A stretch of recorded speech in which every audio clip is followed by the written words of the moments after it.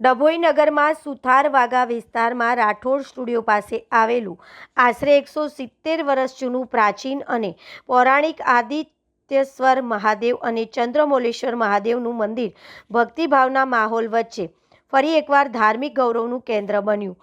વર્ષો જૂનું આ મંદિર સમય જતાં જર્જરિત હાલતમાં પહોંચી ગયું હોવાથી મંદિરની મરામત અને પુનઃવ્યવસ્થા કરવામાં આવી।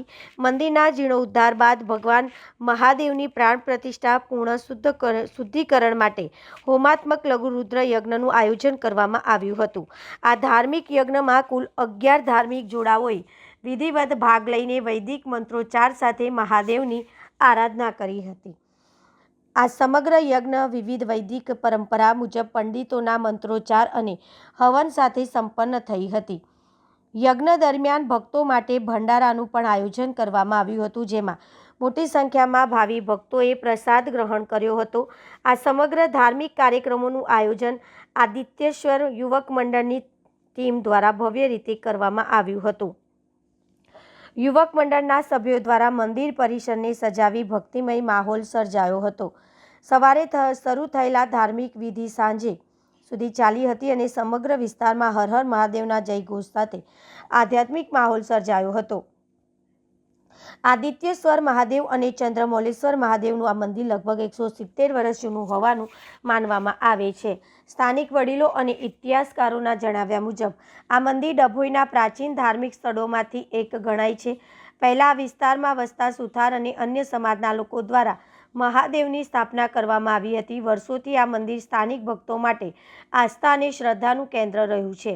શ્રાવણ માસ, મહાશિવરાત્રિ અને અન્ય ધાર્મિક પ્રસંગોએ અહીં વિશેષ પૂજા અને ધાર્મિક કાર્યક્રમો યોજાતા આવ્યા છે। આજે પણ આ મંદિર ડભોઈ નગરના લોકો માટે આધ્યાત્મિક આસ્થા અને સંસ્કૃતિનું મહત્વપૂર્ણ પ્રતીક માનવામાં આવે છે। ઈશ્વર મહાદેવ કી જય।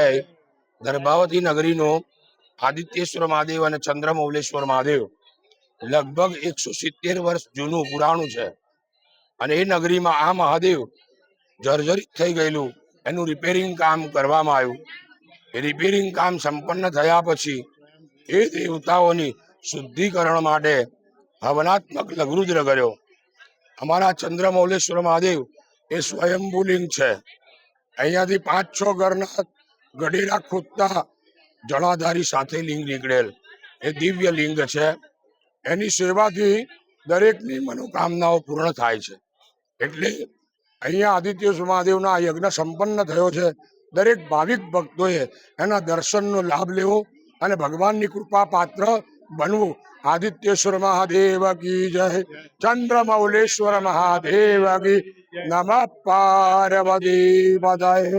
હર હર મહાદેવ હર।